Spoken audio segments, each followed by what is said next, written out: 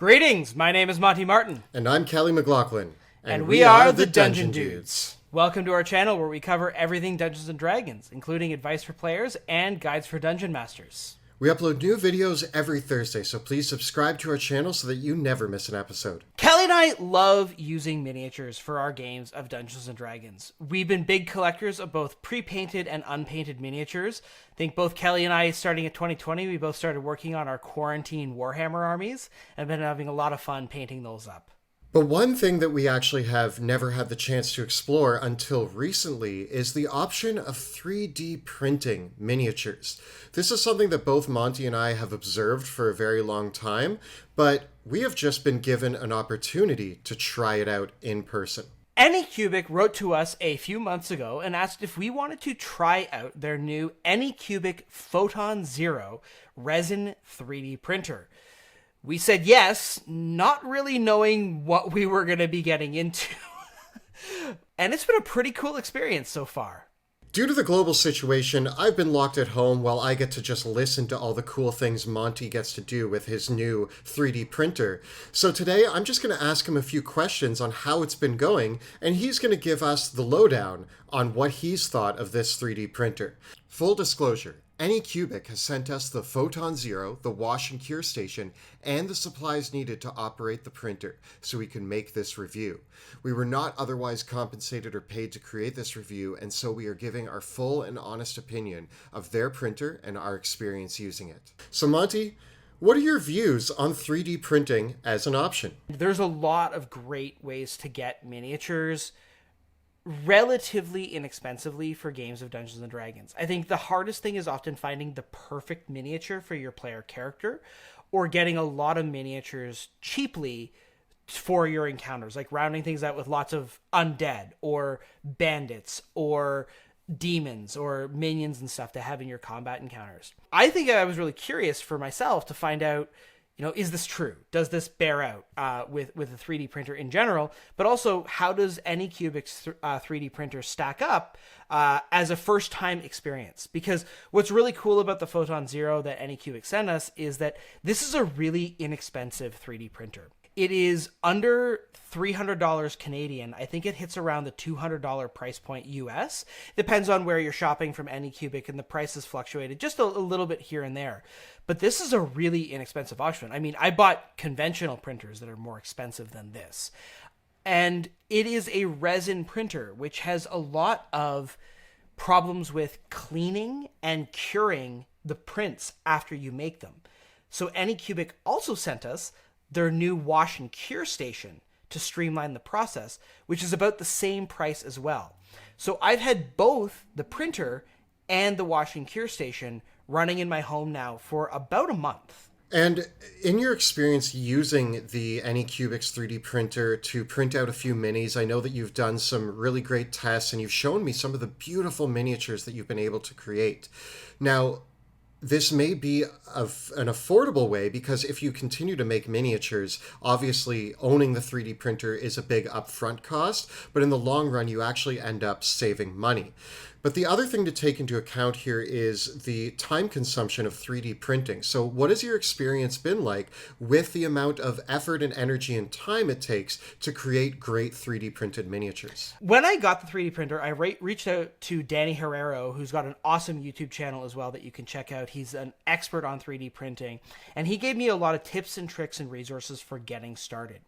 The Photon Zero is a resin printer, which means that it prints by exposing liquid resin to UV light and curing that progressively as it creates the miniature. And so there's another type of 3D printing called FDM printing that kind of uses this crane to construct it on a plate. So resin printing, from what I was researching, reading online, it has a lot of extra steps. You have to actually download the 3D model on your computer and take it through a piece of software called the Slicer software, and potentially even support it. So because the miniature prints upside down and progressively layer by layer by layer by layer. So if a point of the miniature gets printed upside down and backwards and it's not connected to the rest of the miniature, it just kind of floats there and then the whole print fails and it doesn't work. So remarkably, the first print that I made completely succeeded. And then the second print that I made turned out to just be this little disc floating in the vat because my exposure time wasn't right.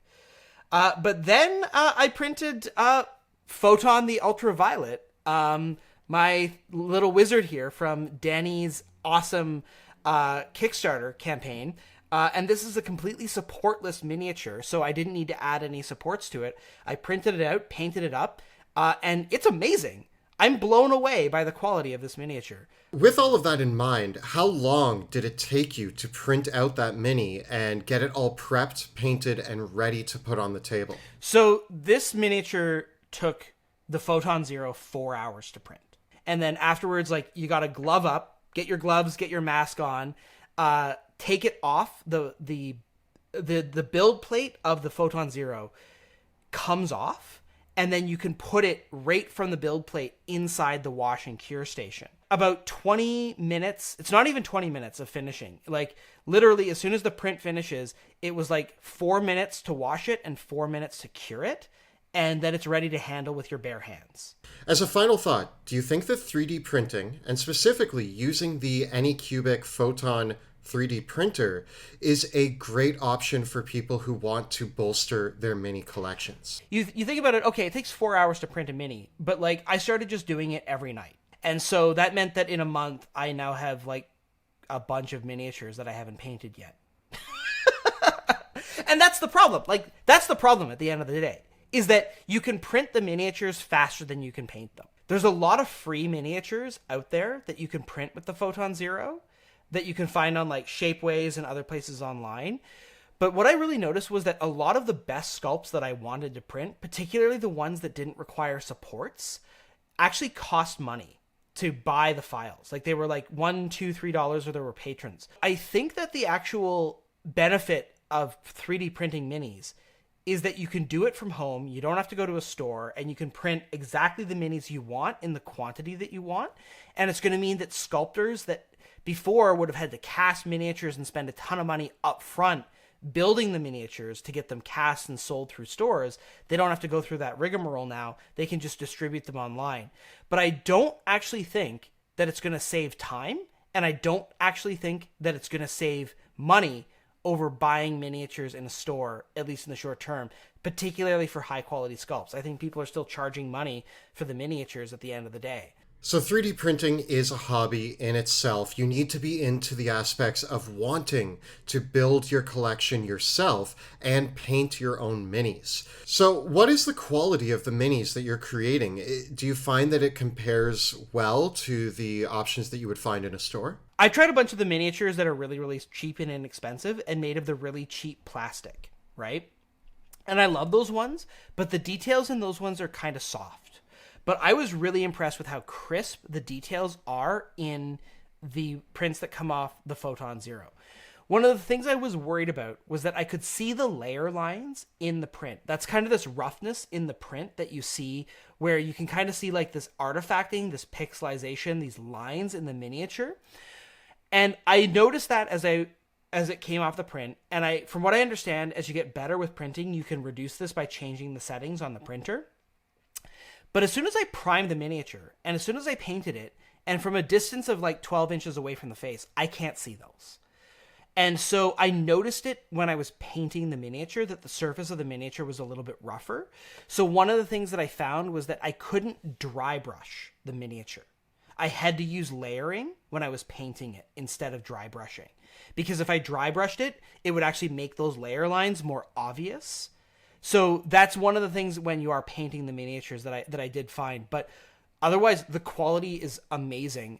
Both these ones from Danny's Kickstarter, and I got this one from Rocket Pig Games. The quality on these ones is amazing, and they were a joy to paint. I'm personally very excited for the opportunity to get to play around with a 3D printer. I'm excited to be able to go back to Monty's and actually see this thing in action.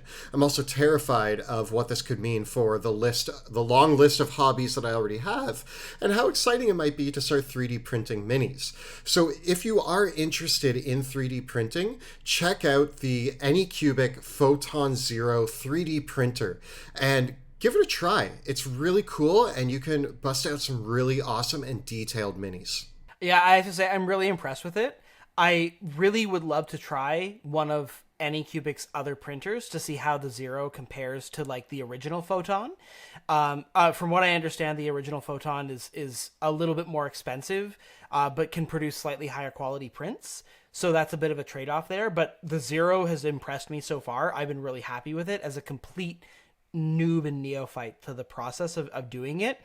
And the wash and cure station that they sent along with it basically took out all the pain and hassle that intimidated me from watching other videos online about 3D printing with resin. It was awesome. Make sure to check out the description below for details on the Anycubic Photon Zero 3D printer. We're also going to have links there for several other YouTubers who have a lot of experience in 3D printing. And make sure to check that all out below. Thank you so much for watching, and we'll see you next time in the dungeon.